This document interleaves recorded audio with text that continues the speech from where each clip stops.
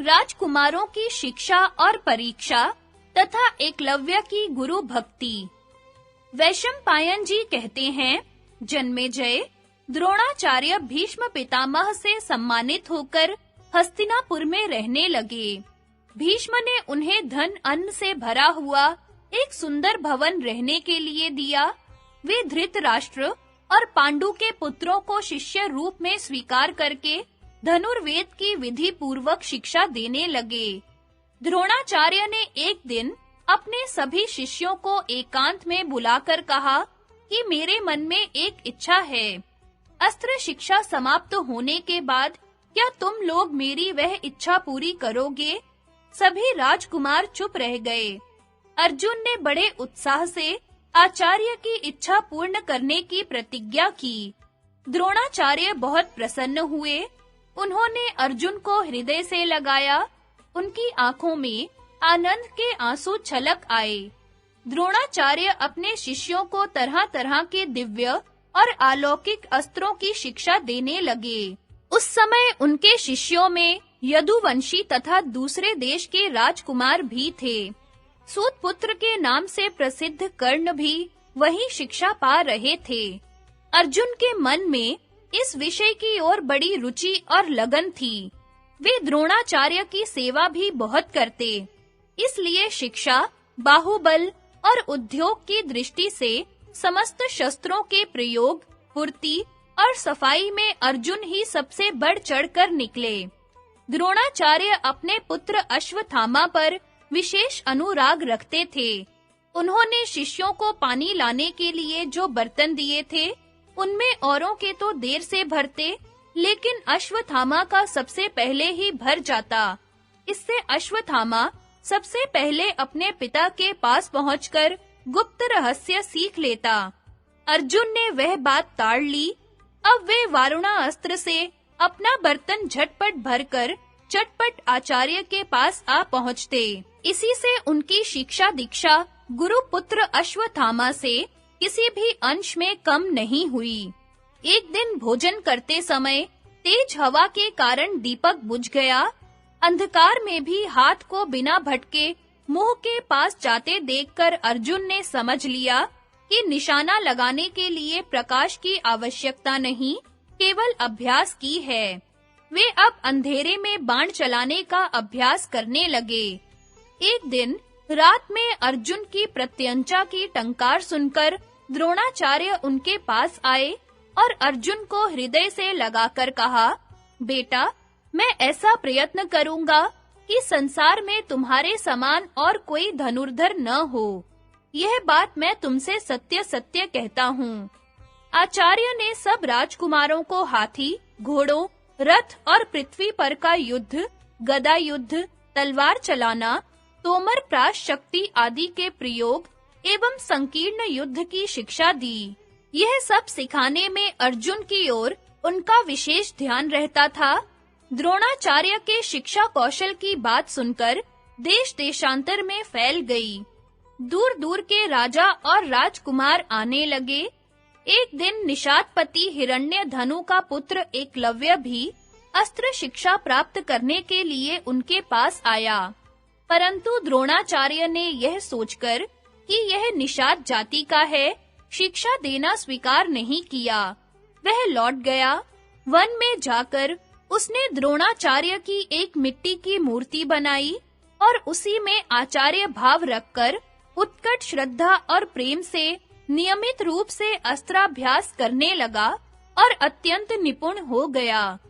एक बार सभी राजकुमार आचार्य की अनुमति से शिकार खेलने के लिए वन में गए।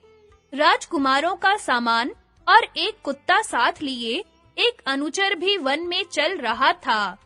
वह कुत्ता घूमता फिरता वहां पहुंच गया जहां एकलव्य बाणों का अभ्यास कर रहा था। एकलव्य का शरीर मैला कुचैला था।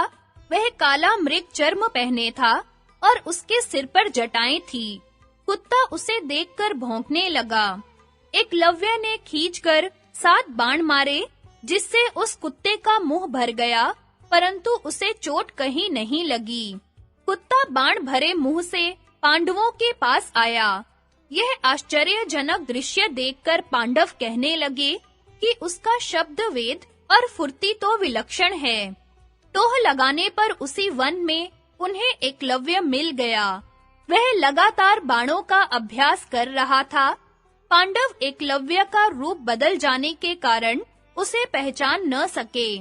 पूछने पर एकलव्य ने बतलाया, मेरा नाम एकलव्य है। मैं भील राज हिरण्यधनु का पुत्र और द्रोणाचार्य का शिष्य हूँ। मैं यहाँ धनुर्विद्या का अभ्यास करता हूँ। अब सभी ने उसे अच्छी तरह पहचान लिया। वहां से लौटकर सब राजकुमारों ने द्रोणाचार्य से सब हाल कह सुनाया। अर्जुन ने कहा, गुरुदेव, आपने मुझे हृदय से लगाकर बड़े प्रेम से यह बात कही थी कि मेरा कोई भी शिष्य तुमसे बढ़कर न होगा, परंतु यह आपका शिष्य एकलव्य तो सबसे और मुझसे भी बढ़कर है। अर्जुन की बात सुनकर द्रोणाचार्य ने थोड़ी देर तक कुछ विचार किया, फिर उन्हें साथ लेकर उसी वन में गए। द्रोणाचार्य ने अर्जुन के साथ वहां पहुंचकर देखा कि जटावल्कल धारण किए एकलव्य बाण पर बाण चला रहा है। शरीर पर मैल जम गया है, परंतु उसे इस बात का ध्यान नहीं है। आचार्य को देखकर एकलव्य उनके पास आया और चरणों में दंडवत प्रणाम किया। फिर वह उनकी विधि पूर्वक पूजा करके हाथ जोड़कर उनके सामने खड़ा हो गया और बोला, आपका शिष्य सेवा में उपस्थित है, आज्ञा दीजिए। द्रोणाचार्य ने कहा, यदि तू सचमुच मेरा शिष्य है तो मुझे गुरु दक्षिणा दे। एकलव्य को बड़ी प्रसन्नता हुई। उसने कहा, आज्ञा कीजिए। मेरे पास ऐसी कोई वस्तु नहीं जो मैं आपको न दे सकूं। द्रोणाचार्य ने कहा, एकलव्य, तुम अपने दाहिने हाथ का अंगूठा मुझे दे दो। सत्यवादी एकलव्य अपनी प्रतिज्ञा पर डटा रहा और उसने उत्साह तथा प्रसन्नता से दाहिने हाथ का अंगूठा काटकर गुरुदेव को सौंप दिया। इसके बाद उसकी बाण चलाने की वह सफाई और फुर्ती नहीं रही। एक बार द्रोणाचार्य ने अपने शिष्यों की परीक्षा लेनी चाहिए। उन्होंने कारीगर से एक नकली गीध बनवाया और उसे कुमारों से छिपाकर एक वृक्ष पर टांग दिया।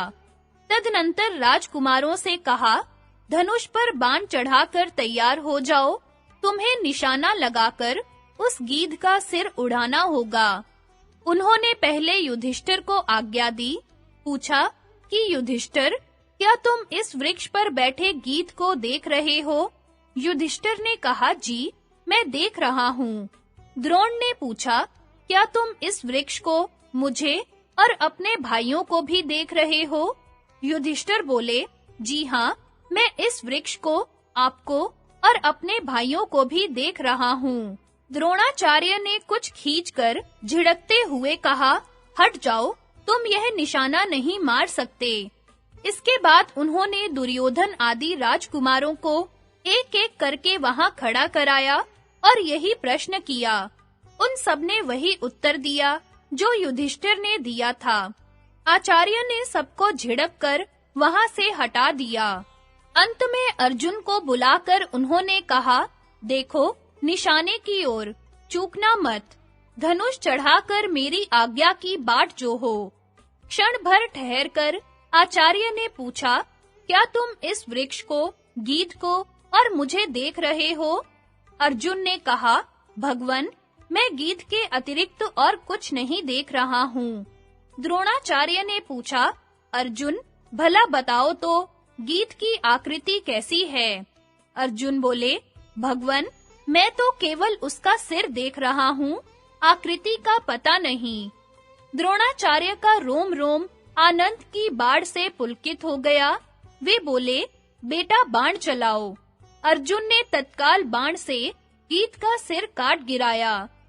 अर्जुन की सफलता देखकर आचार्य ने निश्चय कर लिया कि द्रुपद के विश्वासघात का बदला अर्जुन ही ले सकेगा। एक दिन गंगा स्नान करते समय मगर ने द्रोणाचार्य की जांघ पकड़ ली। द्रोण स्वयं उससे छूट सकते थे, फिर भी उन्होंने शिष्यों से कहा कि मगर को मारकर मुझे बचाओ। उनकी बात पूरी होने के पहले ही अर्जुन ने 5 पैने बाणों से पानी में डूबे मगर को भेद दिया और सभी राजकुमार हक्के-बक्के होकर अपने-अपने स्थान पर ही खड़े रहे। मगर मर गया और आचार्य की जांघ छूट गई।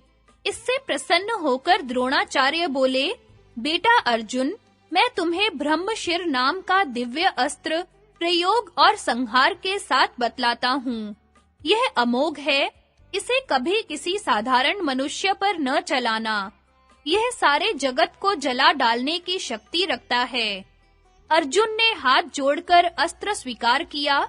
द्रोणाचार्य ने कहा, अब पृथ्वी पर तुम्हारे समान कोई धनुर्धर न होगा।